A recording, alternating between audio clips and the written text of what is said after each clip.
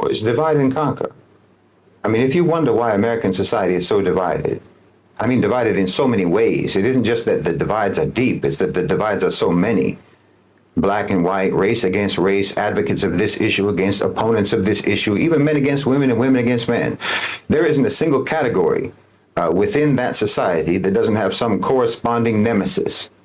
It's just divide and conquer, playing out domestically. And Democrats and Republicans is just another one of these divisions, because the country has been conquered by corporate economic imperialists. Look, I don't care who you vote for in November, because power doesn't care who you vote for in November.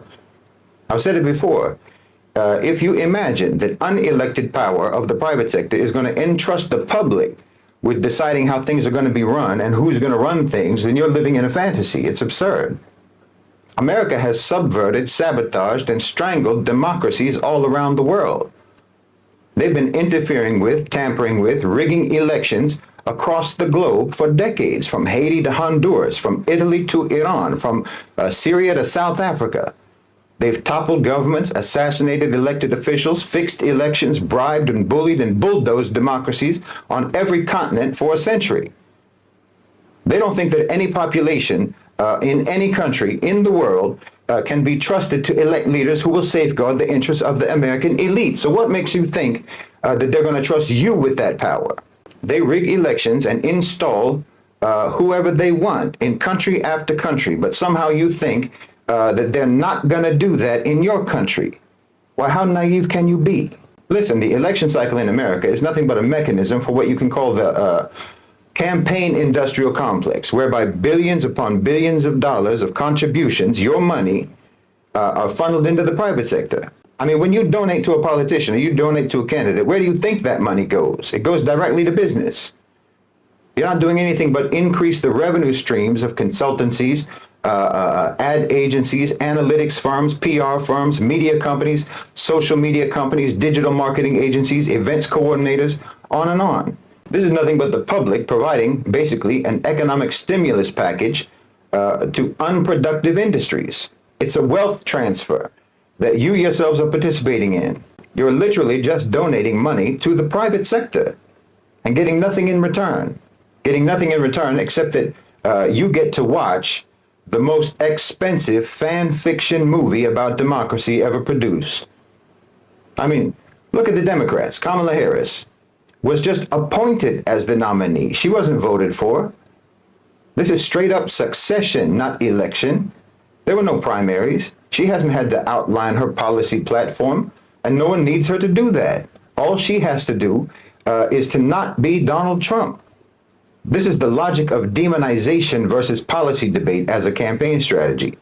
No candidate has to win your approval as long as the whole election is framed in the lesser of two evils scenario. And what's the point of that? To make the pre-programmed win seem plausible, that's all. And to not leave any opening for dissent to manifest that might make the win seem implausible. Because, for instance, if voters actually have demands of this candidate or that candidate, and the candidate fails to address those demands, then it could cast doubt upon their eventual victory. And inevitably, if a candidate does address voter demands, well, that will always end up alienating some other faction of voters. So we don't talk about issues. We don't talk about how to deal with issues. We just rally behind our party's candidate in lockstep, because the other party's candidate is literally the devil incarnate. When you're operating in the lesser of two evils framework, you're always going to have decidedly low expectations of your chosen candidate, and that's perfect when the election is already fraudulent in the first place.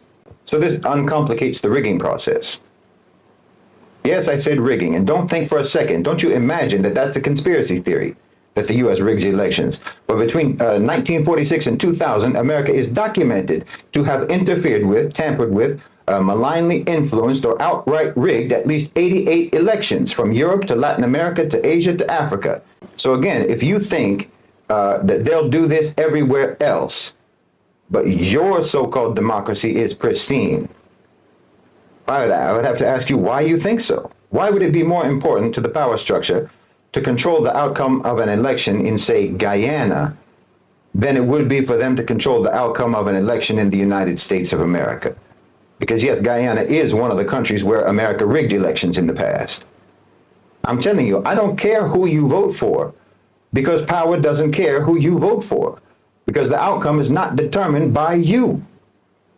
You know, Biden stepped aside because his pre-programmed victory could never be convincing.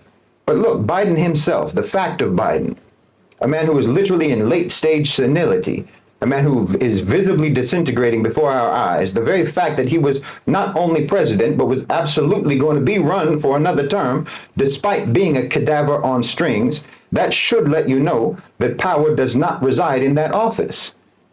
Politicians serve two functions. The first is to distract you with the performance of democratic government, and the second is to be effigies that can be burned to satisfy public anger when the policies dictated by the private sector impose misery on the population. So when an American asks me who should they vote for, or when they say that this one is better than that one, or at least not as bad as that one, and what do I think, and so on and so on and so on, well, you may as well be asking me about which Marvel superhero is better than the other, because you're not talking to me about figures who have any real significance with regards to policy. You're not talking to me about figures who actually exert any control over anything. You're not talking about the real existing power structure. You're asking me to give you an opinion about a fictional scenario in which your government wields independent power. As long as you're fixated on this charade, there's no danger whatsoever of you ever having any impact on policy. You're just facilitating and collaborating with the divide and conquer tactics of the owners and controllers of global financialized capital. And I don't know how you can be so propagandized, to be honest. I don't know how you can be so propagandized that you can't even notice that actually your own media does tell you every day that the government is not in charge. I mean, how many times have you read, or how many times have you heard in the media, the market will decide? We'll have to see what the market does, and so on. But when they say the market, they don't mean you and I. They mean big business, multinational corporations, asset managers, stock market whales, not voters, not citizens, not Democrats, and not Republicans. You live in an oligarchy, and your so-called democracy is only performed as a distraction to keep you from noticing that fact. Now, for this election in the U.S., as I've said, Harris and Trump are just mascots representing two different factions of the OCGFC. And it's going to be just like what happened in Venezuela. The only way that Trump can win is by trying to out-rig the election rigging of the Democrats. But the Democrats are the incumbents, like Maduro was. So they have the advantage of overseeing the succession, and Harris is likely to win. The only thing that Trump can do is to try to boost his own popularity to the point that Harris's pre-programmed victory looks less plausible. But like I said before, it's not musical chairs where both candidates are walking in circles around the chair until the music stops, and then they have to race for the seat. Kamala is already in the seat, just like Maduro, and it's harder to get someone out of that seat than it is to just sit in it. So it looks like the neocons will probably stay in the White House.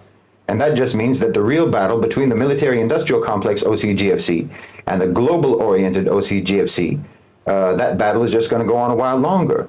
But if you're fool enough to think that you have to drop everything in order to ensure that Kamala Harris will win and Trump will lose, well, then you're literally like someone who can watch those old Roadrunner cartoons and still get worried and anxious about whether or not the coyote is going to catch him.